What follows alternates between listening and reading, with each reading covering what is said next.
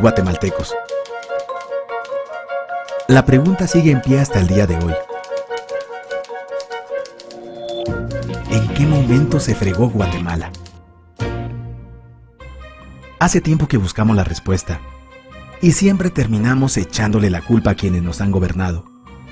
Es más fácil decir que Guatemala se hundió desde Manuel Estrada Cabrera y su negociación con los gringos y la United Fruit Company, porque el presidente Jorge Ubico era un dictador y un tirano, o que si Jacobo Arbenz y su ley de la reforma agraria, que por los constantes golpes de Estado y los gobiernos militares, o por la guerra o por la paz, o porque a Cerezo le gustaba el desorden y el relajo, por culpa del Serranazo, que pretendía la disolución del Congreso y manipular los tribunales electorales y de justicia, o que si Arzú vendió Guatel, o por el descaro de Portillo, o que si Berché no hizo nada, o que si en el Congreso se clavaron los 82 millones, por culpa de la mayoría de la clase política que gobernó y gobierna Guatemala, y que continúa en el escándalo y la corrupción.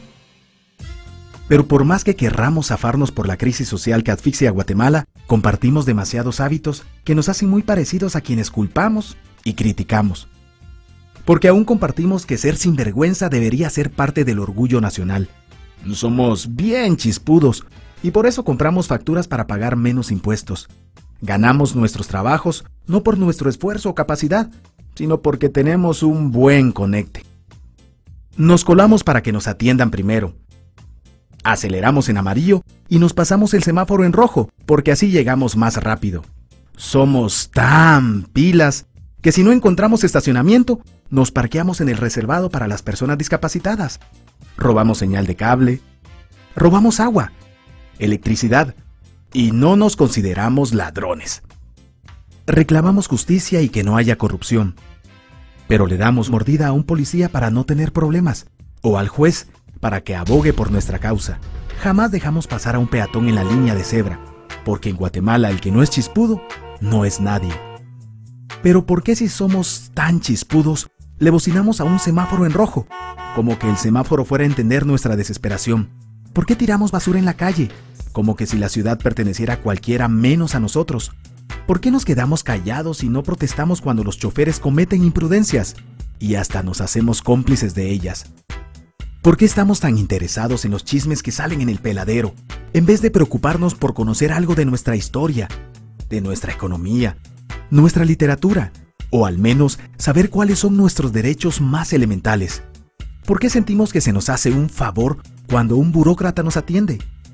¿Por qué cuando alguien hace algo bien decimos que parece que fuera de otro país, como si eso fuera mejor? ¿Por qué no nos sentimos orgullosos de nuestra diversidad cultural? ¿Y por qué si somos tan chispudos, seguimos alimentando este círculo vicioso que no nos deja avanzar como sociedad y país?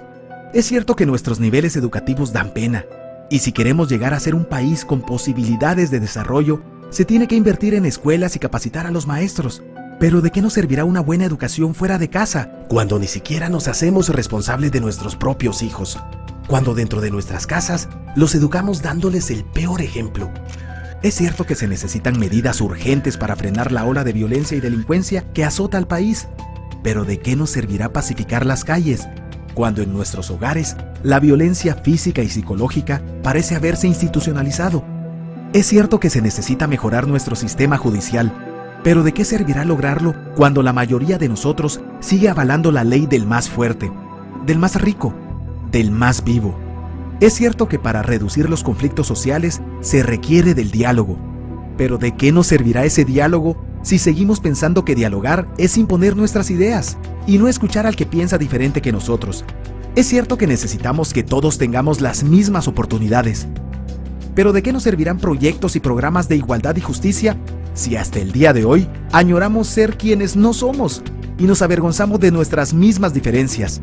O lo que es peor, nos sentimos superiores por estas diferencias.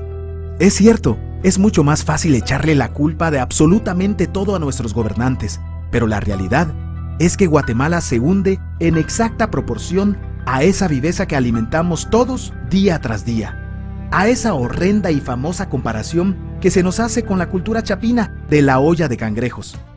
Si somos nosotros la materia prima con la que se hace este país, y si no corregimos nuestros hábitos, nuestras costumbres, Si nuestra materia prima sigue adulterada, cualquier producto que hagamos saldrá también adulterado. Y por más logros que obtengamos en nuestra economía, en nuestros deportes, en las artes, en nuestra cocina, por más orgullosos que nos sintamos de nuestros representantes, de nuestra historia, de nuestras maravillas o de nuestra creatividad, si no cambiamos estos hábitos, seguiremos preguntándonos en qué momento se fregó Guatemala. Yo ya estoy harto de esa pregunta. Estoy harto de ver cómo un país con tantas posibilidades y oportunidades, con tantas riquezas naturales y con tanta historia, tenga que seguir viviendo en el subdesarrollo, solo porque no nos creemos capaces de vivir de otra manera. Estoy harto de que nuestras desgracias continúen siendo un buen negocio. Harto de que hablar mal de nosotros mismos se haya convertido en una rutina diaria. Harto de que la unión hace la fuerza sea solo una frasecita trillada que no podamos aplicarla a nuestra vida. Aunque te cueste creerlo, todos dependemos de todos. Pero depende de que vos y yo empecemos a trabajar en ello de una vez por todas. Porque la transformación de nuestro país hacia una nación desarrollada ya no está solo del lado de los políticos o de los poderosos, tampoco de los milagros. La transformación de Guatemala está en la capacidad que tengamos de hacernos responsables de nuestros actos y de rebelarnos en contra de nuestra viveza. La transformación de Guatemala está en ti y en mí, en todos. Está en nuestras instituciones y en la posibilidad de trabajar unidos con un compromiso verdadero.